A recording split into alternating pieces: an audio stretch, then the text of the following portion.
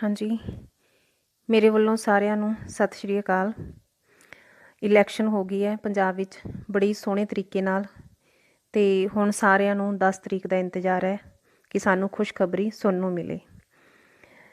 ਇਹਦੇ ਵਿੱਚ ਹੀ ਕੱਲ ਮੈਂ ਇੱਕ ਨਿਊਜ਼ ਦੇਖੀ ਜਿਹਦੇ ਵਿੱਚ ਇਲੈਕਸ਼ਨ ਤੋਂ ਬਾਅਦ ਗੋਆ ਦੇ ਕੀ ਹਾਲਾਤ ਬਣ ਗਏ ਸੀ ਉਹਦੇ ਬਾਰੇ ਦੱਸਿਆ ਗਿਆ ਸੀ ਤੇ ਇੱਕ ਦੋ ਹੋਰ ਜਗ੍ਹਾ ਬਾਰੇ ਵੀ ਦੱਸਿਆ ਗਿਆ ਜਿੱਥੇ ਕਿ ਬਹੁਤ ਸਾਰੀ ਗਿਣਤੀ ਦੇ ਵਿੱਚ MLA ਵਿਕ ਗਏ ਤੇ ਉਹਨੇ ਦੂਜੀਆਂ ਪਾਰਟੀਆਂ ਨੂੰ ਸਮਰਥਨ ਦੇਤਾ ਤੇ ਇਸ ਤਰ੍ਹਾਂ ਜਿਹਨਾਂ ਪਾਰਟੀਆਂ ਨੇ ਹਾਰਨਾ ਸੀ ਉਹਨਾਂ ਨੂੰ ਬਹੁਮਤ ਹਾਸਲ ਹੋ ਗਈ ਤੇ ਸਰਕਾਰ ਉਹਨਾਂ ਦੀ ਬਣ ਗਈ। ਇਹ ਤਾਂ ਬਹੁਤ ਵੱਡਾ ਧੋਖਾ ਹੈ ਆਮ ਜਨਤਾ ਨਾਲ, ਆਮ ਲੋਕਾਂ ਨਾਲ, ਵੋਟਰਾਂ ਨਾਲ, ਸਪੋਰਟਰਾਂ ਨਾਲ, ਵਰਕਰਾਂ ਨਾਲ, ਹਰ ਕਿਸੇ ਉਸ ਇਨਸਾਨ ਨਾਲ ਜਿਹਨੇ ਵੋਟ ਕੀਤੇ ਹੈ। ਤਾਂ ਬਹੁਤ ਬਹੁਤ ਜ਼ਿਆਦਾ ਘਟੀਆਪਣ ਹੈ ਤੇ ਬਹੁਤ ਵੱਡਾ ਧੋਖਾ ਹੈ ਲੋਕਾਂ ਦੀਆਂ ਭਾਵਨਾਵਾਂ ਨਾਲ।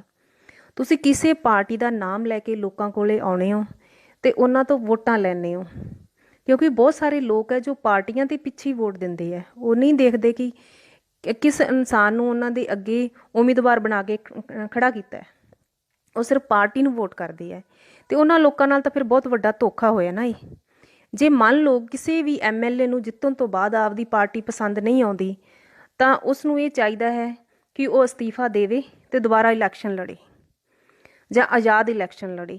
ਜੇ ਉਹ ਕਿਸੇ ਪਾਰਟੀ ਦੇ ਥਰੂ ਆ ਕੇ ਲੋਕਾਂ ਤੋਂ ਵੋਟਾਂ ਲੈ ਕੇ ਜਿੱਤਦਾ ਹੈ ਤਾਂ ਉਸ ਨੂੰ ਇਹ ਫਿਰ ਬਿਲਕੁਲ ਹੱਕ ਨਹੀਂ ਕਿ ਉਹ ਉਸ ਪਾਰਟੀ ਨੂੰ ਛੱਡ ਕੇ, ਉਸ ਪਾਰਟੀ ਨੂੰ ਧੋਖਾ ਦੇ ਕੇ, ਲੋਕਾਂ ਨੂੰ ਧੋਖਾ ਦੇ ਕੇ ਕਿਸੇ ਹੋਰ ਪਾਰਟੀ ਦਾ ਸਮਰਥਨ ਕਰੇ।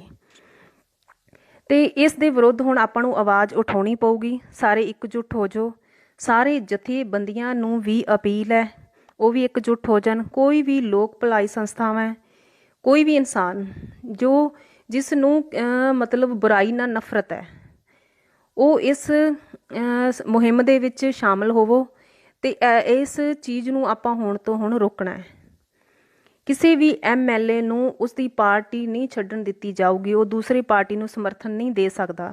ਜੋ ਐਵੇਂ ਕਰੂਗਾ ਤਾਂ ਉਹਦਾ ਪੁਰਜ਼ੋਰ ਵਿਰੋਧ ਹੋਊਗਾ। ਲੋਕਾਂ ਸੜਕਾਂ ਤੇ ਉਤਰਨਗੇ, ਕਾਲੇ ਝੰਡੇ, ਜੁੱਤੀਆਂ ਦੇ ਹਾਰ, ਮੂੰਹ ਕਾਲਾ ਕੀਤਾ ਜਾਊਗਾ ਉਸ ਬੰਦੇ ਦਾ। ਜਿੱਥੋਂ ਤੱਕ ਵੀ ਜਾਇਆ ਗਿਆ ਲੋਕਾਂ ਨੂੰ ਜਾਣਾ ਚਾਹੀਦਾ ਹੈ ਕਿਉਂਕਿ ਉਹ ਤੁਹਾਡੀਆਂ ਭਾਵਨਾਵਾਂ ਨਾਲ ਖੇਡ ਕੇ ਗਿਆ ਹੈ। ਤੁਹਾਨੂੰ ਉਹ ਧੋਖਾ ਦੇ ਰਿਹਾ ਹੈ ਬੰਦਾ। ਹਾਂ, ਅਗਰ ਕੋਈ ਵੀ ਕਿਸੇ ਵੀ ਆਜ਼ਾਦ ਉਮੀਦਵਾਰ ਖੜਾ ਹੋ ਕੇ ਉਸਨੇ ਇਹ ਜਿੱਤ ਹਾਸਲ ਕੀਤੀ ਹੈ ਤਾਂ ਉਸਨੂੰ ਪੂਰਾ ਹੱਕ ਹੈ ਉਹ ਕਿਸੇ ਵੀ ਪਾਰਟੀ ਨੂੰ ਸਮਰਥਨ ਦੇਵੇ। ਪਰ ਫਿਰ ਵੀ ਉਹਦਾ ਵੀ ਫਰਜ਼ ਬਣਦਾ ਹੈ ਕਿ ਉਹਨੇ ਵੀ ਕੁਝ ਉਹਦੇ ਸਪੋਰਟਰ ਹੋਣਗੇ, ਵਰਕਰ ਹੋਣਗੇ ਜਿਨ੍ਹਾਂ ਨੇ ਉਹਦੇ ਲਈ ਰਾਤ ਦਿਨ ਕੰਮ ਕੀਤਾ ਹੈ, ਉਹ ਉਹਨਾਂ ਦੀ ਸਹਿਮਤੀ ਵੀ ਜ਼ਰੂਰ ਲਵੇ। ਪਰ ਕਿਸੇ ਹੱਦ ਤੱਕ ਆਪ ਉਸਨੂੰ ਕਿਨਾਰੇ ਕਰ ਸਕਦੇ ਹਾਂ। ਪਰ ਜਿਹੜੇ ਉਮੀਦਵਾਰ ਕਿਸੇ ਪਾਰਟੀ ਦੇ ਥਰੂ ਆਏ ਆਪਣੇ ਤੋਂ ਵੋਟ ਲੈਣ ਉਹਨਾਂ ਨੂੰ ਇਹ ਬਿਲਕੁਲ ਵੀ ਹੱਕ ਨਹੀਂ ਬਣਦਾ ਤੇ ਉਹਨਾਂ ਨੂੰ ਹੁਣ ਤਿਆਰ ਹੋ ਜਾਣਾ ਚਾਹੀਦਾ। ਜੋ ਇੱਦਾਂ ਦੀ ਹਰਕਤ ਕਰਨਗੇ ਤਾਂ ਉਹਨਾਂ ਨੂੰ ਆਪਣੇ ਅੰਜਾਮ ਪਹਿਲਾਂ ਹੀ ਸੋਚ ਲੈਣਾ ਚਾਹੀਦਾ ਹੈ ਕਿ ਲੋਕ ਹੁਣ ਇਸ ਚੀਜ਼ ਨੂੰ ਬਰਦਾਸ਼ਤ ਨਹੀਂ ਕਰਨਗੇ, ਧੋਖੇ ਨੂੰ। ਤੇ ਉਹਨਾਂ ਦਾ ਬਾਹਰ ਨਿਕਲਣਾ ਤੁਸੀਂ ਮੁਹਾਲ ਕਰ ਦਿਓ।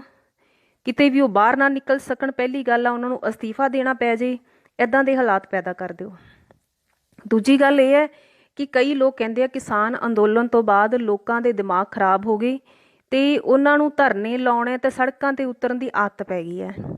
ਇਸ ਬਾਰੇ ਮੈਂ ਤੁਹਾਨੂੰ ਥੋੜ੍ਹਾ ਜਿਹਾ ਦੱਸਦੀ ਹਾਂ ਕਿ ਜਦੋਂ ਕੋਈ ਵੀ ਬੁਰਾਈ ਸਿਖਰਾਂ ਤੇ ਪਹੁੰਚ ਜਾਂਦੀ ਹੈ ਤਾਂ ਉਸ ਨੂੰ ਨੱਥ ਪਾਉਣੀ ਪੈਂਦੀ ਹੈ। ਉਸ ਦਾ ਕਿਤੇ ਨਾ ਕਿਤੇ ਉਸ ਨੂੰ ਠੱਲਣਾ ਵੀ ਪੈਂਦਾ ਹੈ। ਜਦੋਂ ਆਪਾਂ ਕਈ ਦਿਨ ਵਿਹੜਾ ਨਹੀਂ ਹੁੰਜਦੇ ਤਾਂ ਉਹਨੂੰ ਕਈ ਵਾਰ ਉਸ ਨੂੰ ਧੋਣਾ ਪੈਂਦਾ, ਬੌਕਰ ਲਾਉਣੀ ਪੈਂਦੀ, ਸਫਾਈ ਜ਼ਿਆਦਾ ਹੱਦ ਤੱਕ ਕਰਨੀ ਪੈਂਦੀ ਹੈ। ਤੇ ਹੁਣ ਆਪਾਂ ਬਹੁਤ ਟਾਈਮ ਹੋ ਗਿਆ ਸੁੱਤੇ ਪਏ ਸੀ, ਆਪਾਂ ਨੂੰ ਪਤਾ ਹੀ ਨਹੀਂ ਸੀ ਸਰਕਾਰਾਂ ਕੀ ਕਰੀ ਜਾਂਦੀਆਂ। ਤੇ ਹੁਣ ਇਹ ਬਹੁਤ ਜ਼ਿਆਦਾ ਗੰਦਗੀ ਵੱਧ ਗਈ ਹੈ ਪੋਲੀਟਿਕਸ ਵਿੱਚ ਤੇ ਬੁਰਾਈ ਹੱਦ ਤੋਂ ਪਾਰ ਕਰ ਗਈ ਹੈ। ਹੁਣ ਇਹਦਾ ਮੂੰਹ ਮੋੜਨ ਲਈ ਆਪਾਂ ਨੂੰ ਖੜੇ ਹੋਣਾ ਪਊਗਾ ਤੇ ਕੁਦਰਤ, ਵਾਹਿਗੁਰੂ, ਪ੍ਰਮਾਤਮਾ ਕਿਸੇ ਨਾ ਕਿਸੇ ਪੀੜ੍ਹੀ ਨੂੰ ਜ਼ਰੂਰ ਚੁਣਦੀ ਹੈ। ਸ਼ਾਇਦ ਇਸ ਵਾਰ ਆਪਣੀ ਪੀੜ੍ਹੀ ਨੂੰ ਇਹ ਚੁਣ ਲਿਆ ਕਿਉਂਕਿ ਕਿਸੇ ਨਾ ਕਿਸੇ ਪੀੜ੍ਹੀ ਨੂੰ ਕੁਰਬਾਨੀ ਦੇਣੀ ਪੈਂਦੀ ਹੁੰਦੀ ਹੈ। ਜਦੋਂ ਕੋਈ ਵੀ ਬੁਰਾਈ ਸਿਖਰ ਤੇ ਪਹੁੰਚ ਜਾਵੇ ਤਾਂ ਉਸ ਨਾਲ ਲੜਨ ਲਈ ਕਿਸੇ ਪੀੜ੍ਹੀ ਨੂੰ ਖੜਾ ਹੋਣਾ ਪੈਂਦਾ ਹੈ ਤੇ ਸ਼ਾਇਦ ਆਪਣੀ ਪੀੜ੍ਹੀ ਨੂੰ ਇਸ ਚੀਜ਼ ਲਈ ਚੁਣ ਲਿਆ ਗਿਆ।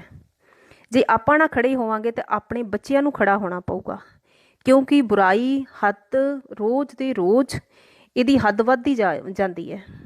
ਇਹ ਮਤਲਬ ਕਿ ਇੱਕ ਤਾਕਤਵਰ ਰੂਪ ਲੈ ਰਹੀ ਹੈ ਤੇ ਆਪਾਂ ਆਮ ਇਨਸਾਨ, ਆਪਣੇ ਬੱਚੇ, ਇਹਨਾਂ ਦਾ ਫਿਊਚਰ ਅੱਗੇ ਜਾ ਕੇ ਕਮਜ਼ੋਰ ਹੁੰਦਾ ਜਾਂਦਾ ਹੈ। ਜੇ ਆਪਾਂ ਅੱਜ ਨਹੀਂ ਲੜਾਂਗੇ ਤੇ ਬੁਰਾਈ ਹੋਰ ਤਕੜੀ ਹੋਊਗੀ। ਲੜਨਾ ਕਿਸੇ ਨਾ ਕਿਸੇ ਪੀੜ੍ਹੀ ਨੂੰ ਪੈਣਾ ਹੀ ਹੈ ਫਿਰ ਅੱਜ ਕਿਉਂ ਨਾ ਆਪਾਂ ਆਪਦੇ ਬੱਚਿਆਂ ਦਾ ਭਵਿੱਖ ਕਿਉਂ ਨਾ ਸਵਾਰੀਏ ਤੇ ਅੱਜ ਹੀ ਕਿਉਂ ਨਾ ਜਾਗੀਏ ਤੇ ਖੜੇ ਹੋਈਏ।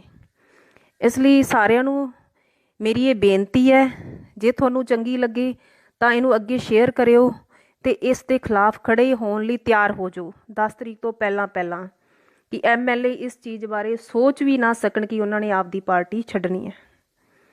ਮੇਰੇ ਵੱਲੋਂ ਸਾਰਿਆਂ ਨੂੰ ਸਤਿ ਸ਼੍ਰੀ ਅਕਾਲ। Thank you.